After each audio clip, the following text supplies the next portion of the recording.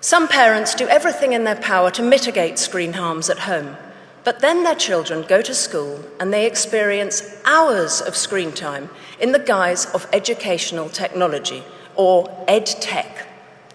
Whether that's in the form of iPads and Alexa voice assistants for nursery school children, learning systems like PowerSchool in primary school, or Google Classroom on secondary school devices, who has proven that this deluge of screen education is what's best for our children? No one has. If we step back and view this state of affairs through a compassionate lens, it's fairly understandable. Let's wave aside the fact that only 7% of UK edtech companies have conducted randomized controlled trials, and just 12% have used third-party certification. Let's put these pesky facts aside. At the beginning, these products seemed futuristically exciting. Well-intentioned schools spent fortunes buying and implementing the latest software and trained their teachers in how to use it. And some of the tools, like No More Marking, have been helpful for teachers. But now we have better data on how tech is impacting pupils, so we must press pause and, in many cases, rewind. The Karolinska Institute in Sweden recently published research concluding that there's clear scientific evidence that tools impair rather than enhance learning.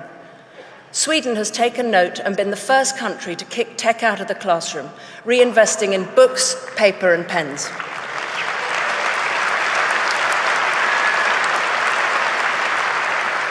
They had the courage to admit that EdTech was a failed experiment. Bill Gates himself said that devices have a lousy record in the classroom. Mark Zuckerberg went to a tech-free school in Boston. Steve Jobs didn't let his own children use iPads. UNESCO says moderation should be the key word relating to classroom tech use. The OECD found that most EdTech has not delivered the academic benefits once promised, and that students who use computers very frequently at school do a lot worse in most learning outcomes.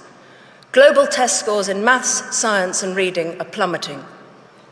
I've personally spoken to teachers in British state schools who've acknowledged that classroom tech has hampered the progress of many of their pupils, and the huge boom in tutoring among private school children points to the fact that they're not learning well in school either.